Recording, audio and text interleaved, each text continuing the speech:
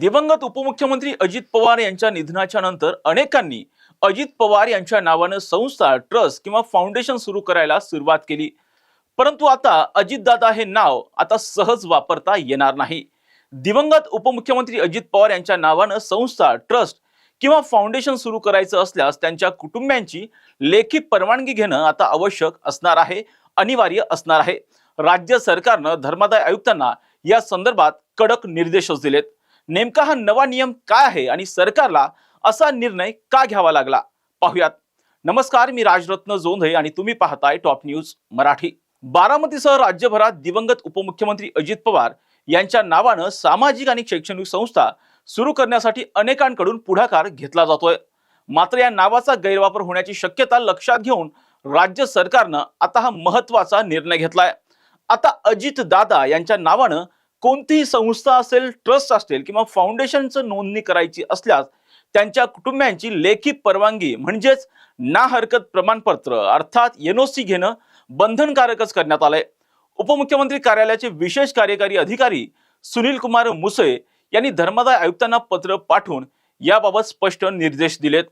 सरकारच्या म्हणण्यानुसार अजित पवार यांच्या निधनाच्या नंतर त्यांच्या नावाने विविध सामाजिक, शैक्षणिक संस्था किंवा ट्रस्ट सुरू करण्याचा प्रयत्न होतोय। परंतु काही वेळा अशा नावांचा वापर वैयक्तिक किंवा व्यावसायिक फायद्यासाठी होण्याची शक्यता अधिकची आहे।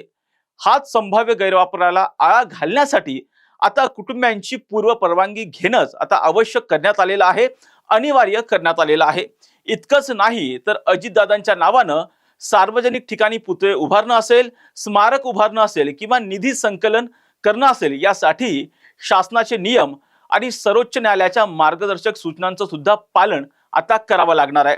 तसंच अजितदादांच्या नावाचा वापर करून अनाधिकृत निधी गोळा करणाऱ्या संस्थांवरही सरकारचं विशेष असं लक्ष आहे, कडक लक्ष आहे।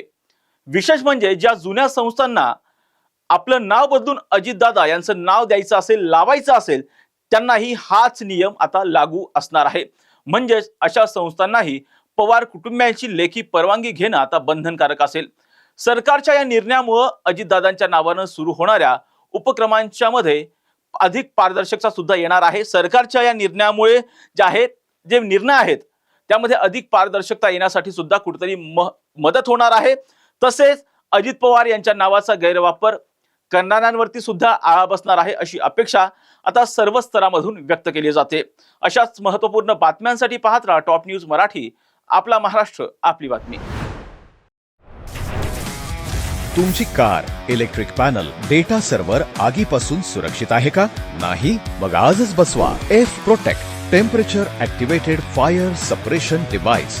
यामध्ये आहे eco friendly non toxic pressurised liquid, जे आग लागल्यास क्षणार्धात ऍक्टिव्हेट होऊन आगीवरती मिळवते नियंत्रण। बसवण्यास अतिशय सोपे आणि सुटसुटीत टेकालिपचे एक दर्जेदार उत्पादन एफ प्रोटेक्ट।